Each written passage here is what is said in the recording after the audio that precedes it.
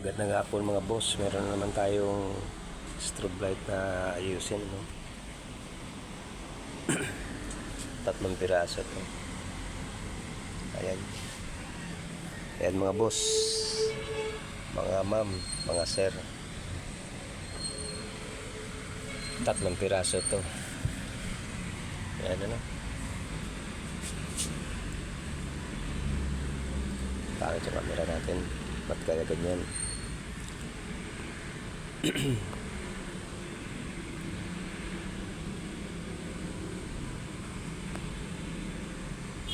Ayan, ano? Yan yung model ng strobe light na ayusin natin. Yung isa Godox to na AD300, no? Yung maliit. Ito, dahil lang ang problema nito, board na, no? Mga piyesa niya ng mga IC sira. Ito na lang ang ayusin natin. Tsaka ito, dalawa. Pinaklas ko na mga boss, mga ma'am sir. Pinaklas ko na kasi nakalagay dito standby lang, wala siyang plus, no? Ayan, binaklas ko na, chichikin ko pa mamaya. Tapos update ko na lang kayo pagka ito'y nagawa na, no? Ito yung AD na, ano to, AD Godox AD300, mali to.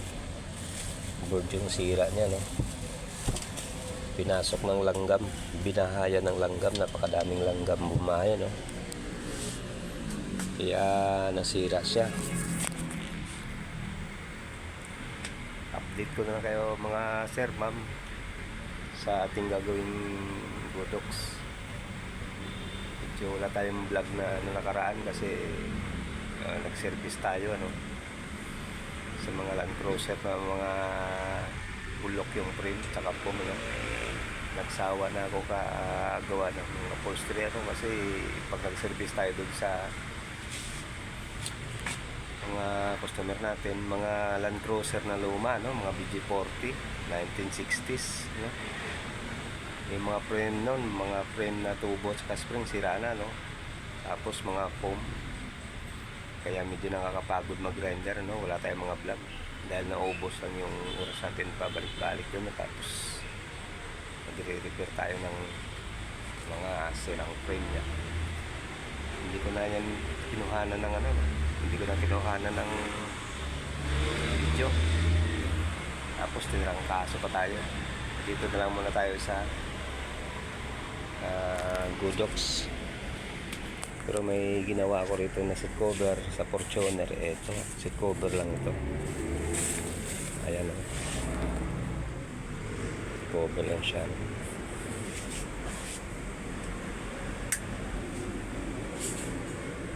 Seat cover lang siya, no? Ayan.